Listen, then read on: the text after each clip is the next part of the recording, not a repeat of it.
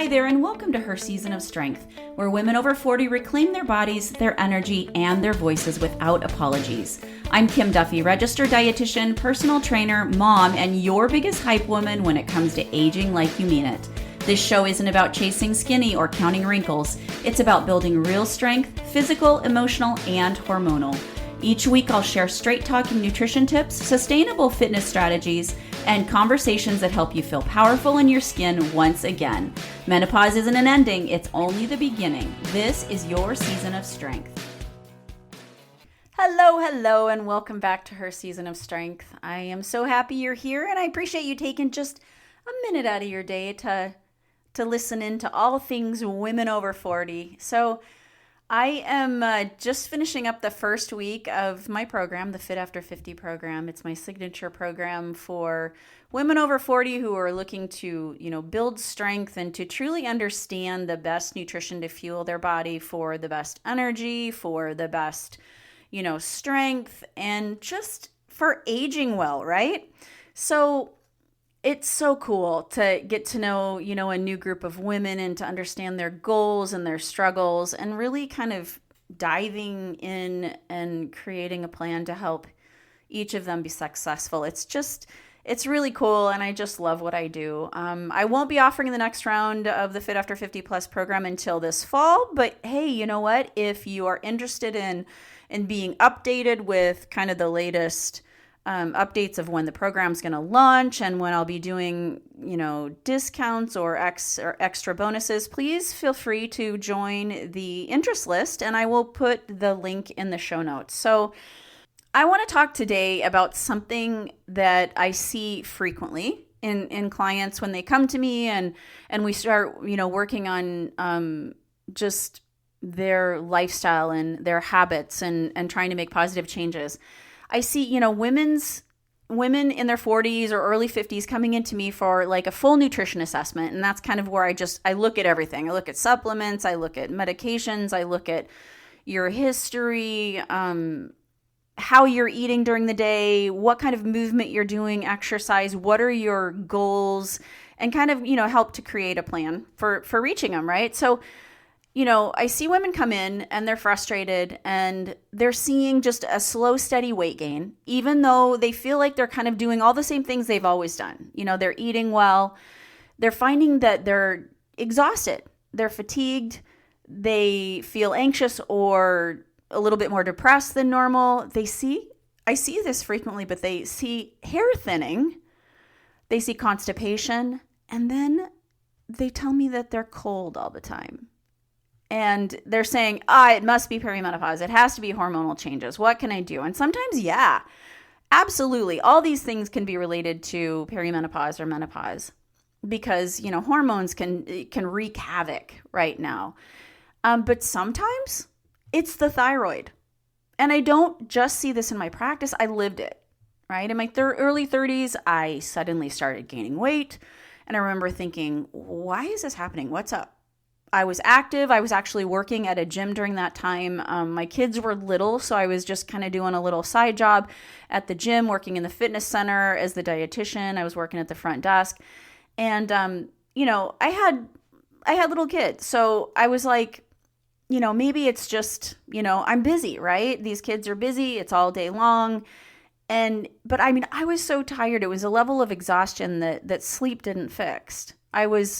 It's so funny to say this, but like for a person who runs hot all the time, all my life, I've always kind of ran hot. I struggle wearing sweaters because I just get warm so easily. And so I'm always wearing layers, putting a jacket on, putting it off. And even now, like at this time in my life, it's even worse, just constantly on and off and on and off. And I'm, like at night while I'm sleeping, it's like covers on, covers off. But at that point, like I can remember feeling cold and it hurt. It was like, I am so cold. It hurts. Almost kind of like, when you get sick with the flu, it's like you get the chills. And I would sit, on the couch wrapped in blankets while everyone else was there. I was like, isn't it freezing in here? And they're like, no, it's totally fine. Right. And then I know that I've talked about this before, but like when my middle daughter was, 7 weeks old, I started having awful panic attacks, like really high anxiety because, it was hormonally related, but also it made me realize that I had struggled with anxiety like all my life, but never really could put words around it. But anyway, all of a sudden these panic attacks are coming back. And I had been so stable for so long. I was having heart palpitations, feeling like something's wrong in your body and you're just like, what's going on? Like what explain this? And at the time, I had 3 kids under the age of 6. So what did I tell myself? I'm just busy. I'm just stressed. I'm cleaning up, I'm just eating the kids' leftovers, chicken nuggets and mac and cheese. I need to stop that. I need to, start eating real food. As compared to just kind of cleaning up what they don't finish. And I minimized it. I blame myself because I never considered my thyroid. And finally, I remember going in thinking, okay, something is wrong. And I had no idea what. And my TSH, which is ideally, so it stands for thyroid stimulating hormone, it's ideally should be somewhere between like 0.3 to 4.2 for an adult female. And mine was 15. And that's actually not crazy high. Like some women will come in and it'll be like hundreds, right? It was 15. And that wasn't a little off. That was, basically my body trying to get my thyroid to function by stimulating it. And it was not working. It was not listening. And so today I wanted to talk about how to tell the difference between, menopausal symptoms and thyroid dysfunction. What labs you should ask for, what they actually mean, what Hashimoto's is, why women over 40, why are we at a bit higher risk for hypothyroid, and what you kind of like natural things that you can do about it, natural and medications, right? So here's the takeaway though, is if you're feeling off and it's off more than you feel like is just maybe hormonal changes, don't automatically just assume it's hormones, right? It's a reason to take us into the doctor and get things checked out. And I feel like women over 40 should be kind of knowing what their thyroid is and frequently getting it checked every year when they're going to the doctor, especially if they're having some kind of funky symptoms. Because thyroid disorders are much more common in women than men. Autoimmune conditions in general are more common in women. We see that our risk of hypothyroid increases with age. And here is something really important. Estrogen influences how our thyroid hormone is transported and used in the body. So when we see our estrogen fluctuating during perimenopause or dropping with postmenopause, thyroid symptoms can really become more noticeable. On top of that, many women in their 40s and 50s, they're juggling aging parents, they're juggling maybe kids, careers, life stress. Chronic stress can impact the thyroid conversion and our immune system balance, right? And pregnancy history matters too. Postpartum immune shifts can trigger autoimmune thyroid disease. And even women that are getting pregnant, trying to get pregnant and struggling can be related to thyroid. Sometimes women after they get pregnant can see their thyroid kind of whack out. And sometimes women will have to get put on medication when they're first pregnant because it's really important to keep that stable. The thyroid does a lot of things. And we do not want our thyroid going crazy when we're, cooking a baby inside. So, and genetics can play a role too. So if you're thinking, why now? It's usually not random. It can be layers, right? And that doesn't mean your body's broken. It just means that multiple systems can kind of be shifting at once, kind of creating that perfect storm. So when you go to the doctor, here's maybe some labs you should ask for. And this is a lot of times when I'm talking to clients, I will, I don't want them to have to pay out of pocket for labs because frequently, you go in for your yearly physical and the labs will be covered. So you can just kind of tell the doctor, these are the symptoms I'm having and could we check thyroid, right? And sometimes, we can kind of guide them as to what to check for. So a lot of times I'll say, okay, I want you to ask the doctor for a full thyroid panel. We want to ask for a TSH. We want to ask for a free T4, a free T3. And if it's the first time and, thyroid's funky, asking for TPO antibodies. So let's break each of these labs down into real life language. Because if a doctor only checks your TSH, it's not the full picture. Okay? That's just kind of like one tiny little aspect of it. And there's so many other things that can come into play. So like I was saying before, TSH, it stands for thyroid stimulating hormone. It's made by our pituitary gland in our brain. And if you think about it like your brain kind of texting your thyroid saying, hey, come on, we need more thyroid hormone. We need you to work. It's trying to stimulate it, right? And if your thyroid is not working very well, it's underperforming, our brain just keeps on, texting louder. And our TSH rises, it increases. When mine was 15, my brain was not functioning overly well. I was feeling so foggy, but my brain was kind of screaming, going, come on, thyroid, you got to work here. So many labs say that up to 4.5 or even 5 is normal. But many women, especially ones who are already diagnosed with hypothyroid, can feel symptomatic anywhere above 2.5 or 3. So normal does not always mean optimal, okay? And that can be the case for many different labs, even, especially like labs like vitamins and minerals and hormones and stuff like that. So now let's move on to free T4. So free T4 is the storage hormone. It's what your thyroid actually produces, but it's not very active. So I tell clients, T4 is kind of like, it's just sitting on the bench, right? Now, free T3 is actually the active hormone. It gets into your cells and it does the work. It influences your metabolism, your energy, your mood, your temperature regulation, your hair growth, your bowel function. It's kind of that player on the field. So your body has to convert T4 into T3.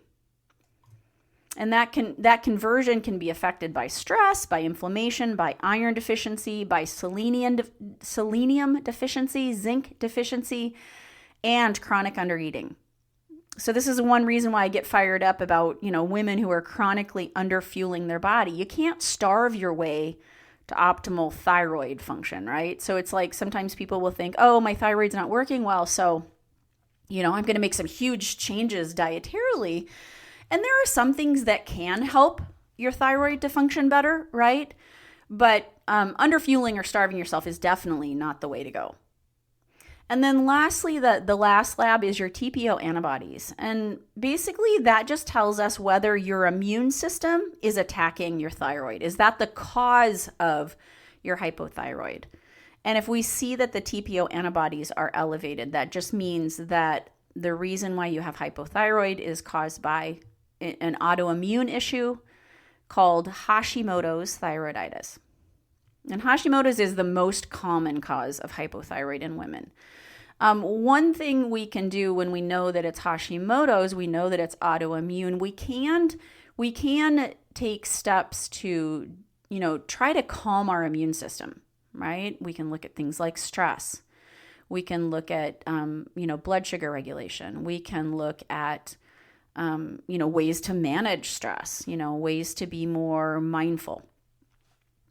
So Hashimoto's, it's autoimmune, and it's basically your immune system it's mistakenly attacking our thyroid tissue.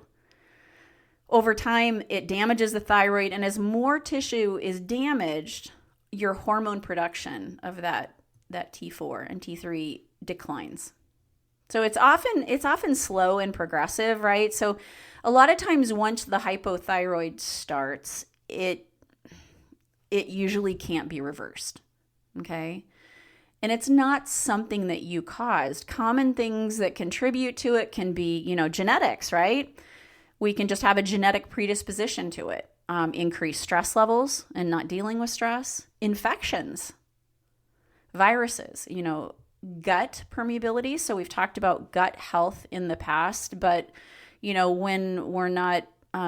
when our gut isn't as healthy and it's allowing things to move through or be absorbed from your intestinal lining into your bloodstream, that can cause your body can be battling that because it's like it knows that it's wrong, and so it's like, wait a minute, you're not supposed to be here, so it starts to, your immune system is trying to work to make things right, to stabilize your body.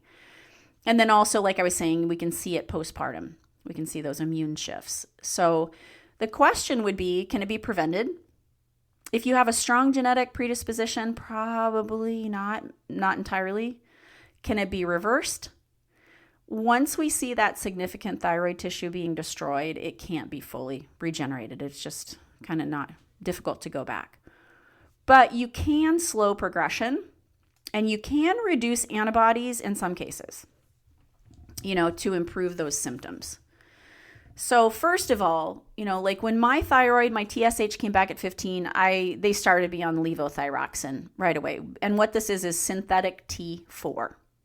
And I've been on thyroid medication for, 24 years. It's been a long time.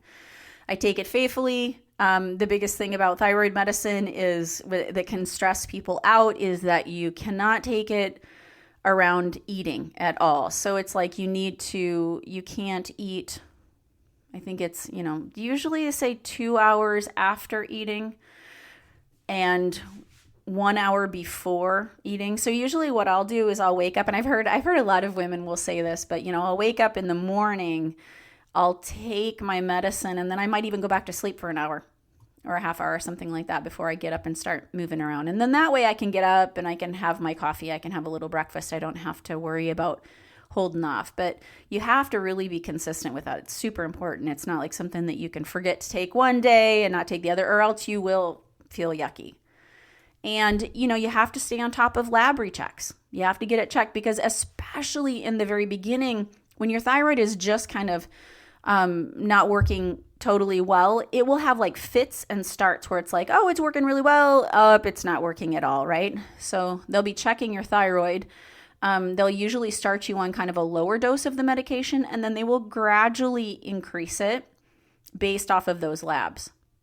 And a lot of times, you might be doing well with, a certain level, maybe 50 micrograms of levothyroxine for many years. And then all of a sudden it's like, oh, okay, we need more. We need to bump this up to 75. And they do that by watching those labs. So it's important to watch those. Even women who are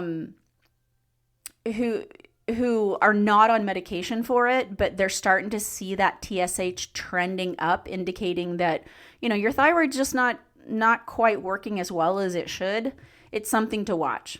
It's a good thing to trend, right? But, like I said, over the years, they adjust your dose because your body's changed. And right now, I'm actually at my full replacement dose. So basically, my thyroid is just no longer functioning at all. And my numbers are usually very stable. But here's something super interesting. At my last visit, I'm 54. I'm going to be 55 in just a couple days. My TSH crept up into like more of a high normal range. And I started to have some symptoms. And I'm like, what is going on?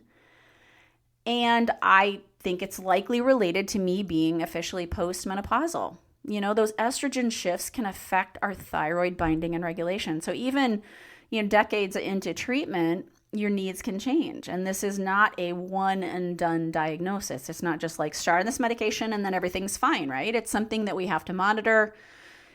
Starting on medication it's not failure. It's not like, oh, I just didn't do enough to prevent this. If your thyroid's not producing enough hormone, replacing it is absolutely appropriate. So now I want to talk a little bit about how we can use like real food and real kind of more natural things to support our thyroid function, okay?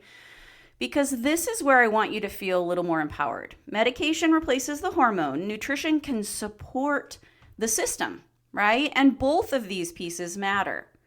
First, let's talk about the foundation. 1, eating enough, especially protein. So if you're chronically undereating, your body is going to down-regulate metabolism. One of the ways it does that is by reducing conversion of T4 into active T3. So that means if you're eating 1,100 calories a day trying to fix, quote unquote, your weight gain, you may actually be slowing your thyroid conversion. Most women over 40 need to eat at least 0.8 to 1 gram of protein per pound of goal body weight. Or I think it's easier to just look at it and say, oh, I'm going to try to get in between 25 to 35 grams of protein each meal, at least 3 meals a day, right? Because protein is required for hormone transport and immune balance. It is essential in the body. So it's not, not the time for just eating vegetables and drinking coffee. Second, selenium. Selenium is required. It's a mineral that is required for converting T4 to T3. The recommended daily intake for women is about 55 micrograms per day. And the easiest way to hit that, Brazil nuts. You can eat just 1 to 2 Brazil nuts per day, and it gives you about 50 to 100 micrograms of selenium. Other good sources are going to be like wild-caught salmon, sardines, tuna, eggs, and turkey. So if you are vegan, it can be more challenging to get selenium in unless you're doing Brazil nuts, right? So you don't need high-dose selenium supplements unless they're prescribed. Too much can be harmful, but we want to make sure that we're getting in enough. And food is always the first spot. Next is zinc. Zinc also supports T4 to T3 conversion and immune regulation.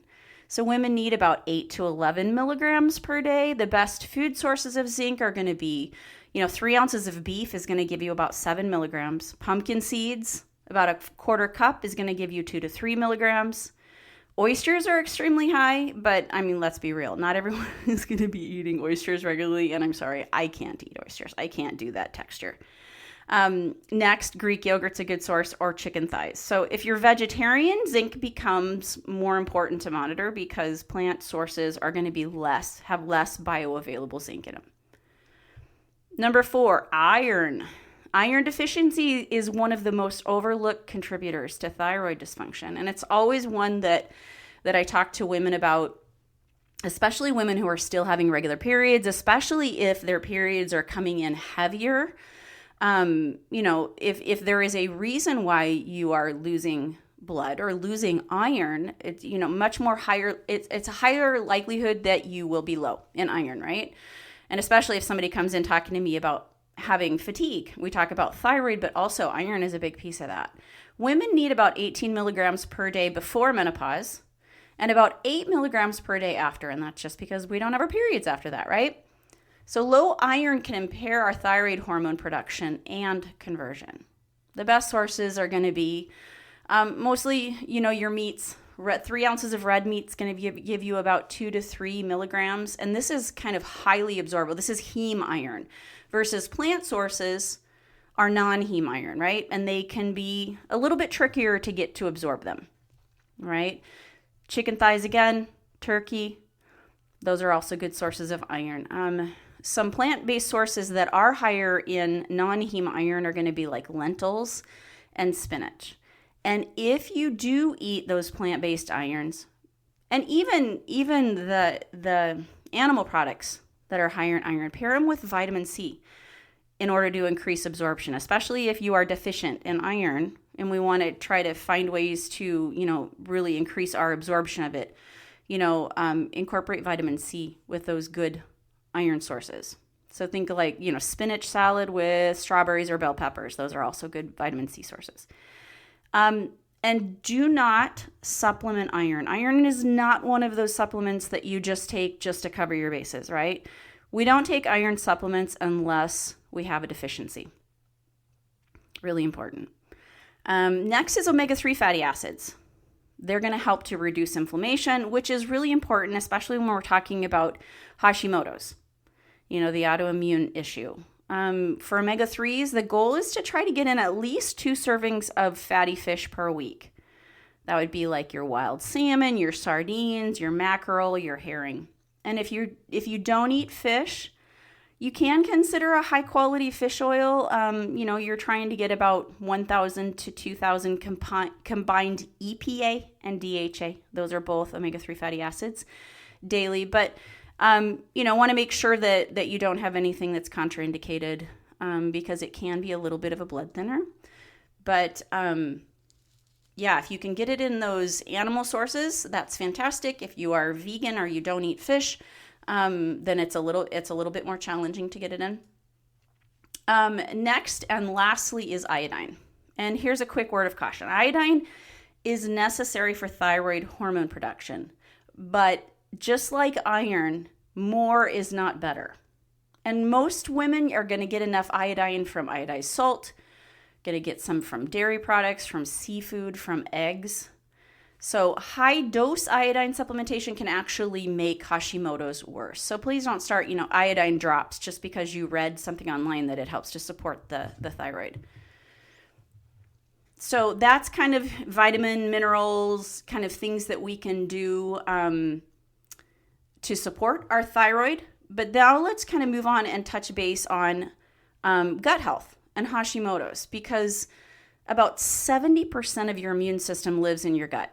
So if you have Hashimoto's, gut integrity or the strength of your intestines really matters. I did a episode of her season of strength here on gut health and kind of all the things that go into it.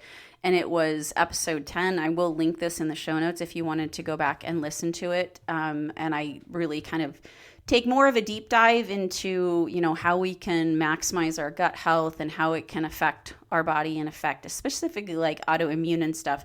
But let's just touch on it here.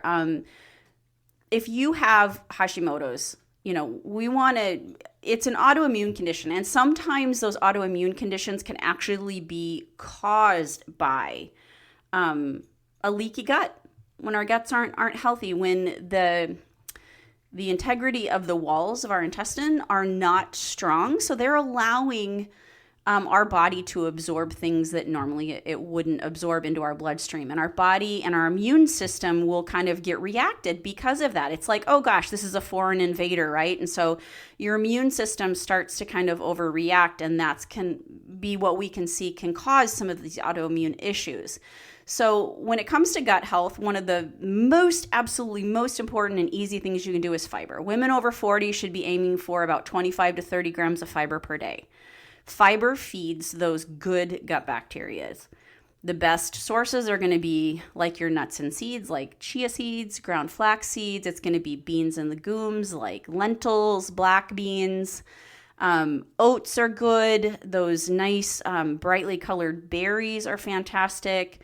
Brussels sprouts, avocado, etc., etc. I mean, basically, beans are always a great source. Beans are probably the best source of fiber.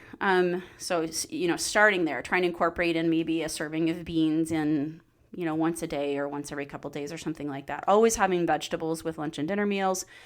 Incorporating in maybe overnight oats with some good protein sources for breakfast, adding some berries. Those are easy ways to increase your fiber intake. So start slow, because if you're not used to fiber, it can really, you can really be uncomfortable. It can cause a lot of like gas and bloating if you go from 0 to, 30 grams of fiber a day. So start slow, just increase it gradually. Just because you have a little bit of gas does not mean that you do not, tolerate it or that you shouldn't be doing that. All right. It just means that you need to give your body a little bit more time. And with that fiber we must include fluid, right? Because we can't just load up with fiber and then not give our body enough fluid to push it through and to keep that gut healthy. Because we don't want things sitting there for overly long, those toxins and other things that we consume. We want our body to be able to, get rid of them quickly. So trying to get in enough of those non-caffeinated, non-sugar sweetened beverages. A rule of thumb would be maybe half your body weight in ounces of water daily as a baseline. Or I would say, if you just want to be like at least 8 cups, usually 8 to 10 cups a day, because dehydration can worsen constipation, which is already an issue in hypothyroidism. Right? So sometimes once our thyroids aren't working as well, we can see a lot more issues with that. Next, probiotics. Probiotics are those good gut bacteria, right? So we can support our gut bacteria with food, and it's mostly going to be those fermented foods are going to be the ones that are containing probiotics. Things like yogurts, like Greek yogurts, but you want to make sure that they have those good live, active cultures, okay? Kefir, fermented veggies like sauerkraut or kimchi, kombucha, also fermented soy products like tempeh and natto. I know some of these you'd be like, I never eat any of these. Then you might want to, find ones that you do tolerate or that you do like, or potentially find a good quality probiotic supplement if you are struggling with gut issues, if you're struggling with constipation, if you have Hashimoto's or autoimmune type issues. And, but you don't necessarily need to jump straight to a probiotic right away. Food diversity is going to matter more. Next is blood sugar balance. So having, stable blood sugar, and I talk about this all the time because it affects everything. It affects so many things, our risk of chronic illness and disease and inflammation in our body and energy levels and brain fog. Blood sugar balance is just key. It's going to help to reduce those cortisol spikes. And we know that cortisol can interfere with thyroid conversion. That means, try to avoid skipping breakfast. Trying to fuel your body regularly through the day. Always pair protein with your carbohydrate intake, protein and fiber if you can. And, try to avoid living on coffee until 2 p.m. in the afternoon, right? That's just going to raise those cortisol levels. I mean, there's a reason why that coffee gives you that, that energy and that, get you going in the morning is because of the caffeine. And unfortunately, sometimes that caffeine can cause cortisol spikes. So, usually I recommend eat something with it, right? And don't get me wrong, I love my coffee and I got to have my coffee every single morning, but I always try to eat something with it. So, that would be, here's some examples of some good proteins with our carbs would be like, if you have like Greek yogurt with berries, maybe we add some chia seeds, another source of good fiber for breakfast. Maybe we have some eggs with toast in the morning. Maybe we add a little avocado for some healthy fats. Maybe you make a protein smoothie and make sure, you can add some flaxseed or chia. You add some frozen berries. And, maybe you want to put a scoop of protein powder in there. It doesn't have to be overly complicated. It's just, just trying to be consistent. Because when I was first diagnosed in my 30s, medication, it made a huge difference. But what I know now, decades later, is that, how I'm eating, it matters too. When I undereat, I feel it. When I skip protein, I feel it. When my stress is high, I feel it. Medication replaces the actual hormone, but we need to, make changes in our lifestyle to support our whole, our thyroid, our system. Lastly, I want to just touch base on whether or not, can hypothyroid be prevented? We can't control our genetics. It's very challenging to eliminate any and all stress in our life. But one thing, things that we can do, we can avoid our quick fix crash dieting. We can make sure that we're eating regularly, we're not underfueling, getting in enough protein, doing our best to manage our stress. Not that we can get rid of stress, but we can, find ways to decrease it, finding, trying to get outside and walk in the sunshine. Maybe we're, doing yoga. Maybe we're doing some breath work, some meditation. There's a lot of ways that we can manage high stress levels. Going to the doctor regularly, getting our labs checked, staying on top of what our thyroid's doing. And if we are moving in that direction of hypothyroid. Make sure you're advocating for that full thyroid panel and asking questions. Know what are optimal numbers versus just what are standard labs. Because sometimes the doctors can fall back on that. Oh, it's under 4.5 and so it's, it's normal, right? Quote unquote normal. But yet you're like, I'm tired. I'm gaining weight. I have incredible anxiety. I can't sleep at night. Those are symptoms. And we should be pushing for maybe a little bit more information. So if you're thinking, maybe I'm just tired because I'm so busy, hear this from someone who's lived it. Someone, sometimes it's not just busy. Sometimes it's chemicals, right? It's biochemical. It's what's going on in our bodies. So if you're finding that, you're tired, you're gaining weight, you're anxious, you're depressed, have more brain fog, constipation, cold intolerance, losing your hair, don't just assume that it's perimenopause. Ask your doctors, ask for maybe a thyroid panel, talk to somebody who can you can bounce off some questions and get some answers, because data can really be eye-opening. I love data. I love numbers. I know that not everybody does, but you are the only person who is going to speak up for you, right? You need to be proactive in your health. And if you find, that this episode really resonated you have a friend that has hypothyroid or who's been struggling with a lot of these symptoms and doesn't know what the heck's going on, I would love for you to share it with them. Leave a rating or review. It's just going to help more women to find me. And if you've struggled with thyroid issues, message me. I would love to hear your story. Remember, this is about progress over perfection. We're in this for the long haul, and this is your season of strength. Have a fantastic day.